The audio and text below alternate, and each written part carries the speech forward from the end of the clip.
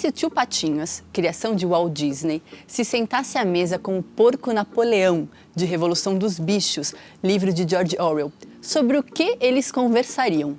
Isso eu já não sei, mas eu sei que os dois têm algo em comum. Eles derivam da fábula, uma das estruturas narrativas mais antigas.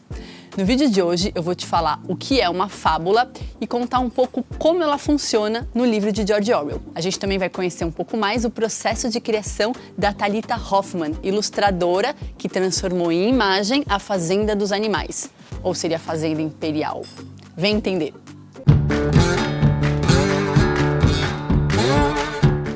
No vídeo que a gente fez sobre George Orwell, eu contei pra vocês que ele tinha o desejo de ser lido pelo maior número de pessoas possível. Aliás, se você ainda não viu esse vídeo, vale a pena, porque ele funciona como uma espécie de introdução pro vídeo de hoje. É só clicar aqui. Para atingir o seu objetivo e fazer o seu livro chegar longe, George Orwell decidiu escrever a sua crítica social a partir da estrutura da fábula, que existe desde a Grécia Antiga. Eu já vou falar mais sobre isso. E que tem como uma de suas principais características as lições morais. Diversas fábulas se ocupam do que é certo e do que é errado, da virtude e do vício, da honestidade e da falsidade. Na sua essência, a fábula quer dar conselhos sobre o comportamento humano e mostrar maneiras adequadas para se viver. Muito provavelmente você conhece alguma fábula, mesmo que você não tenha lido a história diretamente ou conheça o autor. Quer um exemplo? A fábula da cigarra e da formiga. Enquanto a formiga trabalhava todos os dias, a cigarra só queria cantar, dizendo que é preciso aproveitar a vida e ser alegre. Bom, quando o inverno chegou, a cigarra não tinha o que comer e a formiga tinha um monte de alimento guardado. Essa fábula fala sobre a importância do trabalho e de se preparar para o futuro. Um outro exemplo super famoso é a fábula da lebre e da tartaruga. A lebre, super veloz, tira sarro da lentidão da tartaruga. Mas em uma corrida que as duas resolvem apostar, a tartaruga é que ganha, porque a lebre resolve dormir no meio do caminho. Essa fábula, no caso, você já deve ter percebido, fala da importância da persistência e traz aquela máxima: devagar se vai longe. Se essas lições morais são verdades universais que transcendem a história e servem para todo mundo, é papo para um outro vídeo. Mas o fato é que a fábula é uma história curta, acessível e descomplicada. A palavra fábula vem do latim e significa história. E a maioria das fábulas ocidentais tem sua origem nas histórias do famoso fabulista Esopo, que escreveu lá na Grécia Antiga. Aliás, os alunos gregos eram incentivados a recitar as fábulas e criar as suas próprias. Desse jeito, eles aprendiam sobre o que é correto e errado no mundo. E até hoje as fábulas são muito usadas com as crianças, justamente porque elas têm esse objetivo de ensinar alguma coisa. Numa livraria infantil você encontra vários títulos de fábulas. Muitos séculos depois de Esopo, o francês Jean de La Fontaine recontou várias fábulas clássicas e se tornou o nome mais conhecido do gênero. O enredo de uma fábula tem um conflito simples, a resolução do conflito e uma máxima, geralmente declarada no final. Essa máxima é o tal do ensinamento moral. Além disso, a fábula tem 3 outras características bem importantes. Primeiro, o simbolismo. Nas fábulas, os personagens representam os seres humanos e as suas ações e escolhas têm o objetivo de mostrar o comportamento humano. Segundo, a antropomorfização. Eu sei, parece palavrão, né? Mas o significado é simples. Nas fábulas, os personagens são animais ou fenômenos da natureza, como o sol ou o vento, e a eles são atribuídas características humanas. Os animais têm características específicas associadas a eles. Por exemplo, uma coruja é sábia, uma raposa é astuta e um leão é corajoso. As qualidades humanas são transferidas para os animais. Terceiro, o humor. As fábulas costumam ter um tom humorístico para mostrar as tolices do comportamento humano. Essas 3 características estão presentes em Revolução dos Bichos e olha, foi uma verdadeira jogada de mestre do George Orwell escolher essa forma narrativa para contar a sua história, que tem um alto teor político e de crítica social. E não se preocupa, hoje não é dia de spoiler. Antes de entrar na história, eu quero te mostrar um detalhe da edição Dantofágica que eu gosto muito. Cada começo de capítulo tem esses ornamentos em volta da página toda, uma referência às edições antigas de fábulas e contos de fadas. Eu conversei com a Thalita Hoffman sobre isso, olha só. Eu dei alguma olhada em letras medievais e procurei algumas que não ficassem tão irreconhecíveis e que desse um jeito desses animais entrarem ali. Daí, cada capítulo eu pensei em usar meio que um animal, tentar não repetir, né?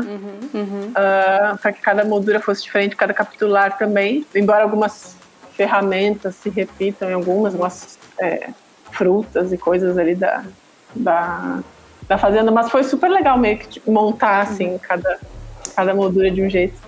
Revolução dos Bichos não é uma história só com personagens animais. Existem humanos também. Aliás, a história começa com o Sr. Jones, dono da fazenda imperial, totalmente bêbado, esquecendo de fechar as portas das edificações da fazenda. Tanto o Sr. Jones quanto os donos das fazendas vizinhas são vistos pelos animais como seres horripilantes, horrendos, maldosos e desprezíveis. Durante todo o livro, lemos diversas vezes 4 pernas bom, 2 pernas ruim, 4 pernas bom, 2 pernas ruim. Uma espécie de lema norteador dos animais. Ou seja, os quadrúpedes são animais dignos e os humanos bípedes não são legais.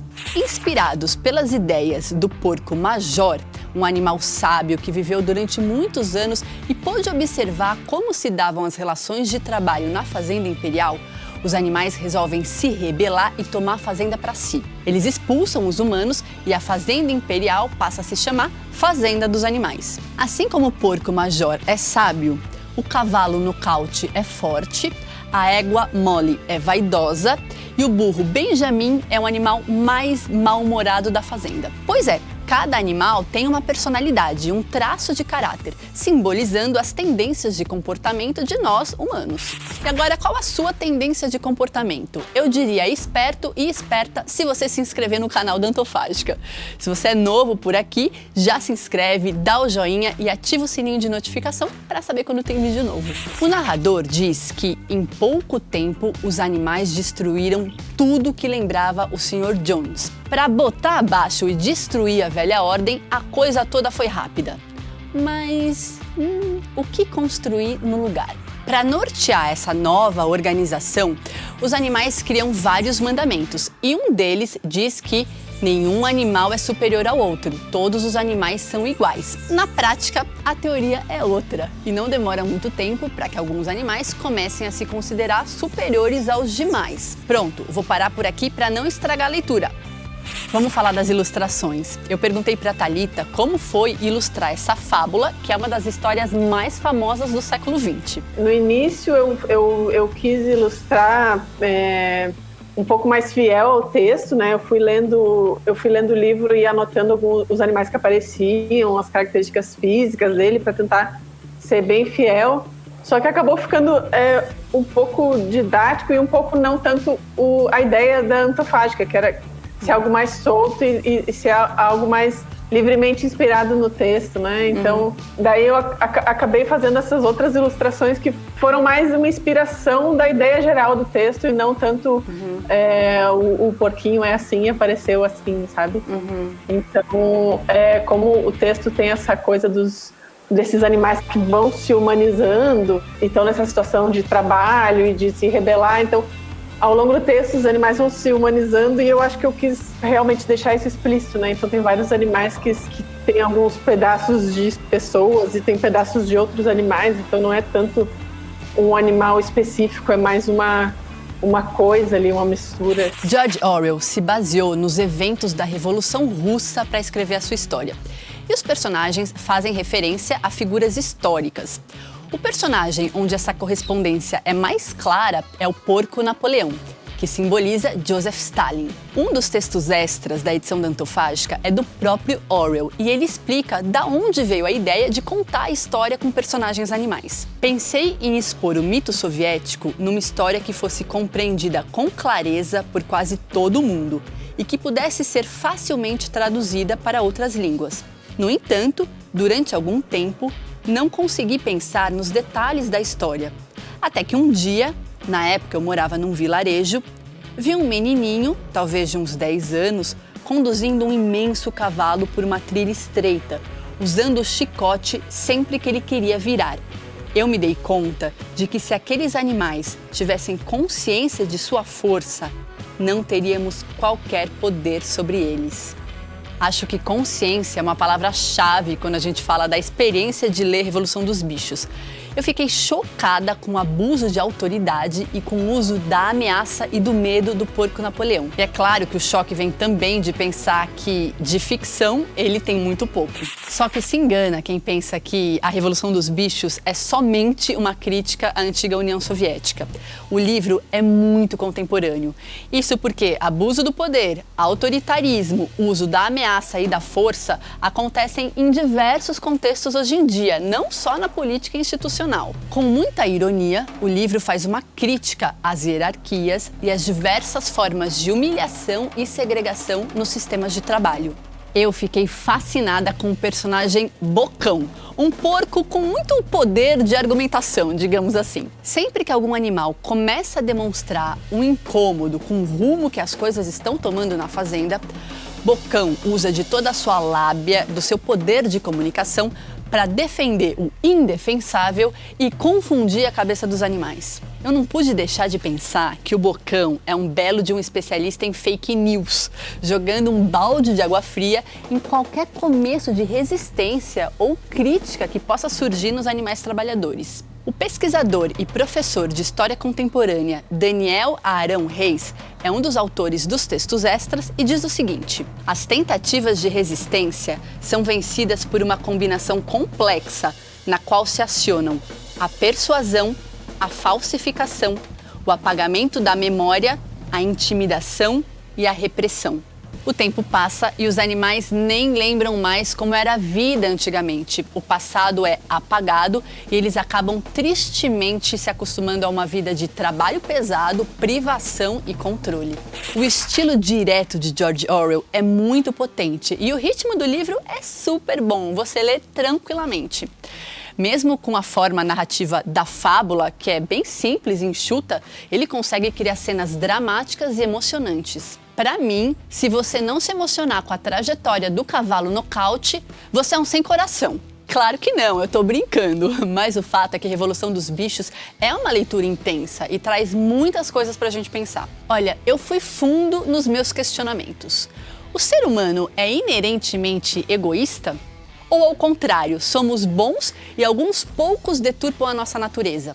Sempre vão existir oprimidos e opressores? São perguntas complexas e, obviamente, eu nem tenho como responder. Eu perguntei para a Thalita quais os questionamentos da obra que mais a marcaram. Como o ser humano e os animais, no caso, como é fácil se corromper pelo poder, né? Se a gente não tomar cuidado, ela meio que está dentro da gente, né? Então, se vê ali nesse lugar de que tu pode ser cegado por um certo tipo de poder e estando numa situação oprimida, tu virar o opressor, é algo que assusta, né? Mas acho que ele faz isso de um jeito bem não é moralista e a gente consegue justamente se enxergar ali dentro, então por isso que dá o incômodo, dá o incômodo, Revolução dos Bichos foi vetado por 4 editoras e Orwell teve que superar muita desconfiança e rejeição. O pesquisador Daniel Arão conta que o livro foi publicado em 1945, quando ainda vigorava a Grande Aliança, formada pelos Estados Unidos, Inglaterra e União Soviética, que se juntaram para combater o nazismo e o fascismo. Nesse contexto, alguns editores diziam que a obra ofendia a União Soviética, as suas lideranças, e entrava em contradição absoluta com os aliados. Já uma editora dos Estados Unidos disse que fábulas sobre bichos não seriam entendidas no país. Agora, vamos combinar que foi justamente nos Estados Unidos que surgiu o Império Disney, com filmes muito populares com personagens animais. Lembra do tio Patinhas do começo do vídeo? Pois é. A Revolução dos Bichos sobreviveu muito bem ao tempo e os leitores de hoje encontram temas atualíssimos. A propaganda enganosa, o culto à personalidade política, os estados autoritários e muito mais. O link para você comprar a edição da Antofástica tá aqui embaixo. Agora eu quero saber qual a sua relação com as fábulas. Você lia fábulas quando você era criança? Ou alguém lia para você? Você tem uma fábula preferida? Me conta tudo aqui nos comentários que eu vou adorar saber. Também quero te convidar para seguir o Instagram da Antofástica e o meu pessoal, Liv Piccolo, onde eu sempre compartilho as minhas leituras. A gente se vê na próxima quinta-feira com mais um vídeo. Tchau!